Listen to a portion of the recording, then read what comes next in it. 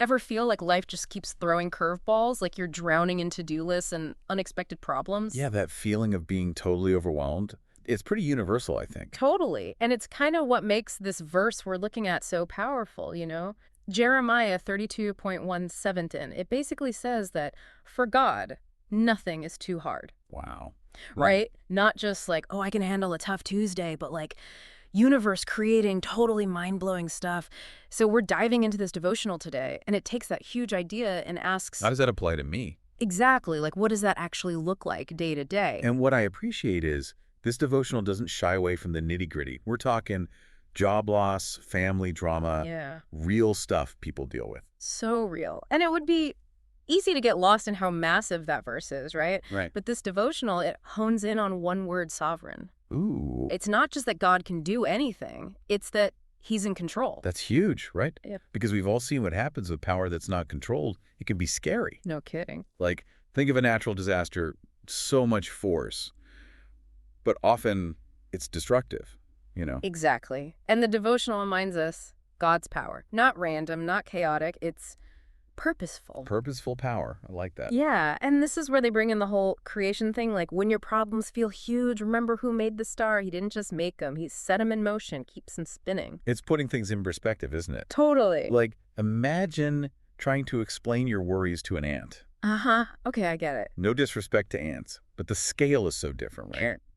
And if God can handle the universe, he can handle our stuff. It's actually comforting when you put it that way. But here's where it gets interesting. The devotional doesn't just say, okay, God's big, chill out. Right, right. There's more to it. It's not about him just snapping his fingers and fixing everything instantly. It's about how he works, right? Yeah. His character. Yes.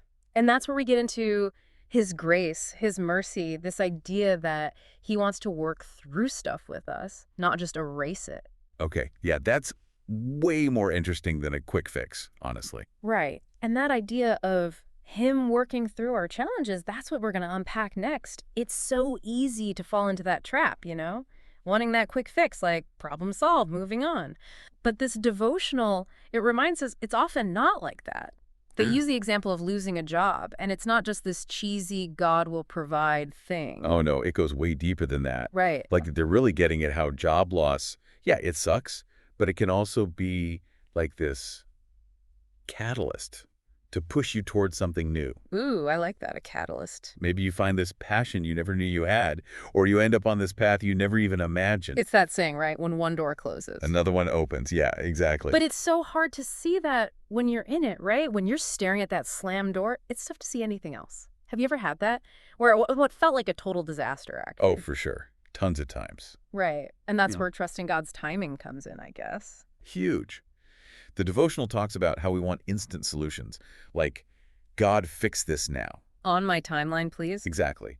But his plan, it often works on a different clock. And it's hard. It is so hard to surrender control like that. It truly is. And this devotional, it talks about how prayer isn't just us begging for what we want. It's more like aligning ourselves with God's will. It's that surrender, isn't it? Saying, okay, I trust your plan, even if I don't get it right now. Which is way harder than it sounds. Way harder. But what I liked is this devotional, it doesn't just leave us hanging with these big ideas. It gets really personal. Like, it straight up asks, what feels too big for you right now? Ooh, I felt that. And it's not about wallowing in that overwhelmed feeling. It's about holding your problems up against, well, the God who made everything. It's like, talk about perspective. And they use the example of a family that's broken, which that can feel impossible to fix sometimes. It's heavy stuff. And they don't sugarcoat it either. It's like hearts grown cold, walls built up. Oof, yeah, that hits home for a lot of people, sadly. Family stuff can be so painful. It really can. And what's interesting is they don't offer easy solutions for that either. They don't say, like, pray this prayer and your family will magically be healed. Nope. It's more nuanced, you know? They're saying God's love can be this catalyst for change, even in messy, complicated situations. Oh, okay.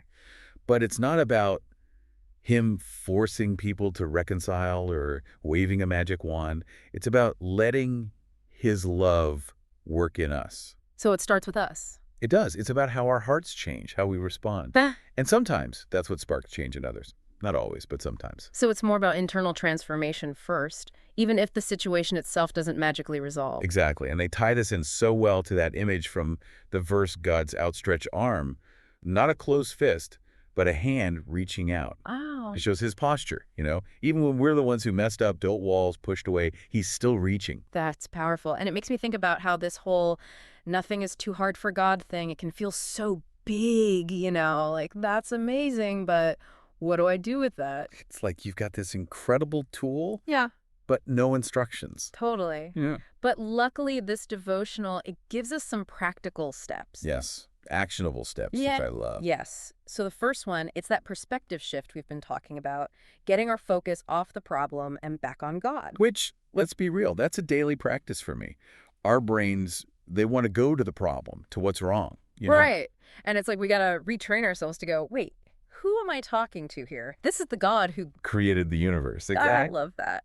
And the second point, it builds on that idea of perspective trust, which we keep coming back to, but it's so key. It's like letting go of the reins a little bit, right? Trusting that he's got this. And the third point, this one, I don't know why, but it really stuck with me, remembering past wins. Oh, I love that. Because it's so easy to get caught up in the current struggle, you forget all the times. That God came through. Yes, exactly. Like building that case file of remember when you thought that was impossible? Yeah. And he handled it. It's like building up that evidence, right? Yeah.